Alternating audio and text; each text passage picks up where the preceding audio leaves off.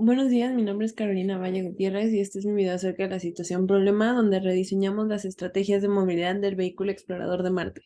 Bueno, empezamos por las ecuaciones iniciales. Primero le tuvimos que meter un step a nuestra planta desconocida para ver de qué orden era y pudimos aquí ver que como hay oscilaciones es de segundo orden. Entonces vamos a esta ecuación que nos dice cómo se rige una función de transferencia de segundo orden y sacamos el regresor, que es esta parte de aquí. Básicamente lo que hicimos, que es descrito a más detalle en el documento, es agregar lambda y esto para poder sacar valores que después nos ayuden a despejar con el algoritmo gradiente o de reconocimiento los valores de A1, A2, B1 y B2 y multiplicándolo por esto nos van a dar las ecuaciones. Eso lo tenemos en esta parte, en la planta estimada, donde los valores que salen entran a la planta estimada y entonces después se va a poder, pues, ver que el error no sea demasiado, muy diferente. Aquí tenemos que subir el tiempo, de hecho, para poder ver en qué tiempo se establecen nuestros valores. Los vemos a 1000. Adentro tenemos el algoritmo de identificación, donde multiplicamos y por s, y por 1, u por s, u por 1, y por ejemplo, la y nos va a dar tanto los valores, la y nos va a dar los valores de lambda. Lambda 1, lambda 2, y la u nos va a dar los valores de b. Entonces, regresando, tenemos que, por ejemplo, B2 se atenúa en el 8, entonces el 8 va a estar en esta parte. Por ejemplo, A1 se atenúa en el 5, entonces se atenúa, entonces lo ponemos en esta forma. Básicamente lo que hace esta parte es decirnos cuáles son los valores, calcular el error, por ejemplo, que aquí podemos ver cómo, bueno, se manipula el error, pero aquí es muchísimo tiempo. Podemos poner 100 para tener unas gráficas pues más visibles. Y aquí podemos ver cómo el error es muy pequeño. Básicamente, no es de cero, pero es muy pequeño. También tenemos las funciones senoidales, donde tenemos que sumar 4 frecuencias. Aquí tenemos una. Y aquí tenemos las 3 que nos hacen falta. Esto es porque si tenemos que tener las suficientes frecuencias para poder excitar todo el sistema, para poder estar moviendo esa cajita para pues saber qué hay adentro. Entonces, bueno, después de que hacemos esto, tenemos el regresor, que es esta forma, que es la phi transversa del regresor. Y entonces tenemos que hacerlo de esta forma, que es lo que tengo en Simulink, pero es básicamente lo mismo. Aquí, como expliqué, es la y por la u, pero es la misma función, lambda 1, lambda 2. Esas las propuse yo.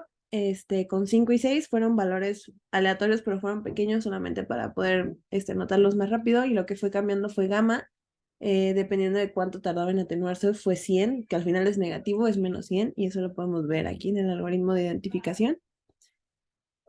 Los valores pueden cambiar, es indiferente, la idea es que al final todo salga, tiene que darnos los mismos valores para obtener esto, que cada variable A1 es 5, A2 es 6, B1 es 7, B2 es 8, se sustituyen aquí y podemos observar que es lo mismo porque no se observa una diferencia. De hecho, si dejo de graficar, por ejemplo, nuestra función de aquí, pues tenemos esta, que básicamente es lo mismo. Y ahora, para el controlador. Esta fue la parte más larga. Para el controlador solo tuvimos básicamente que sabíamos que queríamos un error en estado estacionario que fuera igual a 1. Esto quiere decir que cuando llegara a 1 se tenía que completamente atenuar. Lo que sabemos es que con esto se necesita un controlador integrador. Esto quiere decir que es la ganancia sobre un integrador, que es la S, que es lo que tenemos aquí. Esta es la parte del control. Entonces, y tenemos que tener un overshoot menor del 5%. Entonces, el overshoot es la diferencia que tenemos entre la parte donde se atenúa y el pico máximo.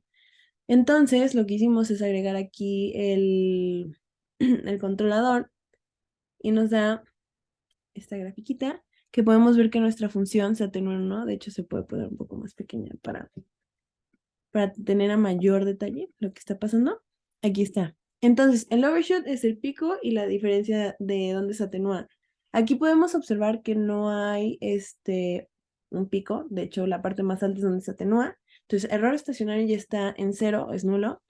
Y básicamente aquí no hay un pico, pero si hubiera un overshoot que se calcularon mediante MATLAB, Simulink, aquí lo podemos tener, measurements. La diferencia entre estos valores en realidad sería un undershoot, no un overshoot, entonces no es lo que estamos buscando, pero pues Si por ejemplo aquí tenemos que se atenúa en 1, entonces tendríamos que poner una diferencia de 1.05 para que no, bueno, para que no sobrepasara, pero como esto no pasa, pues ya no hubo forma de agregar ganancias ni nada de esto, no hubo necesidad porque ya podemos observar que pues todo el proceso ya está controlado y pues que aparte de todo, los polos son negativos, entonces pues podemos ver que el sistema es estable, tiene un control para que sea el error estacionario sea cero, ya podemos descubrir los valores o podemos haber identificado los valores, que es lo de lo que dependía nuestra situación problema, entonces pues este es el final del video y muchas gracias.